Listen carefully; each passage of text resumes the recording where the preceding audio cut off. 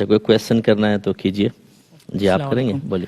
مفتی صاحب میرا سوال یہ ہے کہ بسا اوقات چھوٹی عمر کے افراد جب کسی بڑی عمر کے فرد کی اصلاح کرتے ہیں تو آگے سے منفی رویہ ان کو سامنا کرنا پڑتا ہے، تو ایسی صورت میں بڑی عمر کے فرد کا کیا طرز عمل ہونا چاہیے، اور کیا امر بالمعروف و نہی عن المنکر کے لیے عمر بھی زیادہ ہونا ضروری ہے؟ دیکھیں، انسب تو یہ ہے کہ اپنے ہم عمر کو آپ تلقین کریں، کیونکہ نصیحت قبول کرنے کی بہت بڑی رکاوٹوں میں ایک یہ بھی ہوتی ہے کہ کوئی ادنا شخص اعلیٰ کو تلقین کر رہا ہو.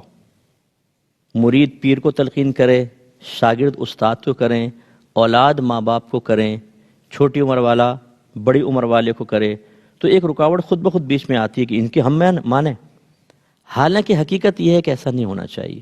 حضرت عمر فاروق رضی اللہ تعالیٰ عنہ جب حاکم اسلام بنے تو آپ نے فرمایا کہ اگر کبھی تم مجھے ناحق پر چلتا دیکھو تو مجھ پر رحم کرنا، مجھے فوراً بتانا. لہذا مشہور واقعہ ہے کہ جو مال غنیمت میں کپڑا آیا وہ تقسیم ہوا. حضرت عمر فاروق رضی اللہ تعالیٰ عنہ کا قد بڑا تھا. جب آپ نے کرتا بنا کے بیٹھے تو ایک شخص کھڑا ہو گیا کہ یہ آپ نے کیسے اتنا کرتا بنایا، آپ کو تو پورا ہونے نہیں چاہیے تھا اس کپڑے میں. تو آپ نے ارشاد فرمایا کہ یہ میرے بیٹے حضرت عبداللہ بن عمر نے مجھے اپنا کپڑا بھی دے دیا تھا کیونکہ میرے لیے وہ ناکافی تھا، تو دونوں کو ملا کے میں نے کرتا بنایا. اب آپ دیکھیں گرفت کی ہے نا ایک شخص نے، اور حضرت عمر فاروق رضی اللہ تعالیٰ عنہ کے مقابلے میں تو وہ ادنا ہی تھا، لیکن آپ نے اس نصیحت کو قبول کیا ہے. ٹھیک ہے نا، رکاوٹ نہیں بننے دی.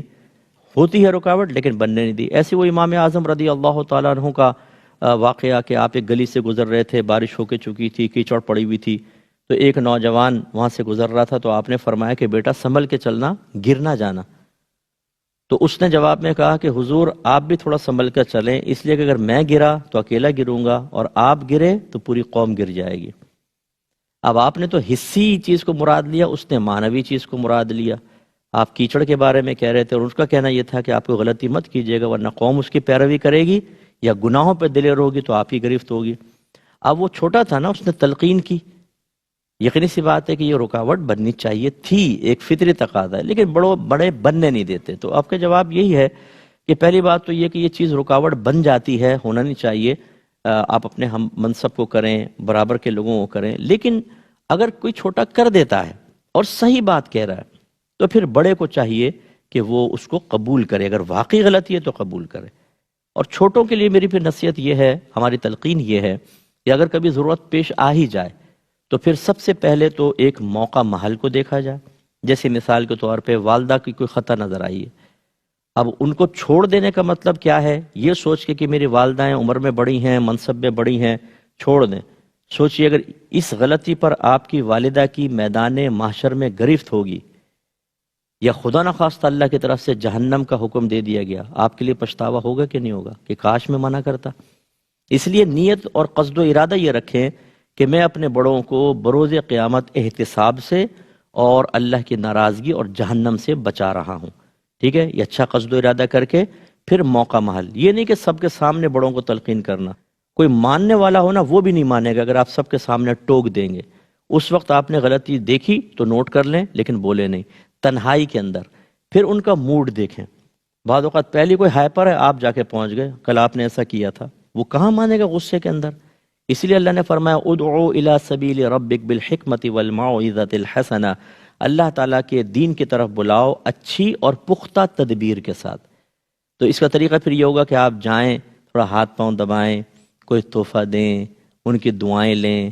پھر یہ کہیں کہ اگر آپ گزارش کریں کسی کے کپڑوں پہ کیچڑ بڑے کے لگ جائے، اس کو صاف کیا جائے تو بڑے کو ناراض ہونا چاہیے یا نہیں؟ تو کہیں گے بالکل نہیں، وہ تو بہت اچھی بات ہے بھی کیچڑ. تو پھر یہ گزارش یہ کہ یہ برائی کیچڑ ہی ہے، پھر آپ بالکل ادب سے تلقین کریں. اب وہ مانے ٹھیک، نہیں مانے آپ کا کام ختم، آپ چھوڑ دیں. اسی طرح ٹیچرز کے ساتھ ٹیچر کو براہ راست کریں، یہ تھوڑا مشکل ہوتا ہے، یہ میں اس کو منع کروں گا. لیکن اس کا طریقہ کیا ہے؟ اب جیسے مسجد کے کوئی امام صاحب ہیں، وہ ان سے کوئی خطا آپ کو معلوم ہو رہی ہے، آپ کسی ان نون نمبر سے ان کو میسج کر سکتے ہیں. ایک فیک آئی ڈی بنا کر ای میل کر دیجیے اگر وہ یوز کرتے ہیں. کوئی خط لکھ کر کسی بھی نامعلوم شخص کو کہیں یار اس کو ان کو دے دیجیے گا اور خود غائب ہو جائیں. نیچے نام مت لکھیے گا، اپنا نام اور ایڈریس. ہمارے یہ بھی ہوتا ہے اخلاص کی کمی کی بنا پر کوئی ایسے کرتے ہیں نا تو اس پہ پورا نام لکھتے ہیں اور نمبر بھی لکھ دیتے ہیں کہ یہ میرا کارنامہ ہے. تو وہی اخلاص سے کریں، بڑوں کو ظاہر نہ کریں، آپ ان کو کر دیں یہ اچھی چیز ہے. تو خلاصہ کلام یہ ہے کہ بڑوں کو تلقین بڑے ہی کریں تو بہت بہتر ہے، لیکن اگر نہیں ہے تو آپ کوئی اچھا احسن طریقہ اختیار کر کے ان کے منصب کا، ان کے مزاج کا اور وقت کا اور ماحول کا لحاظ کر کے بالکل تبلیغ کر سکتے ہیں.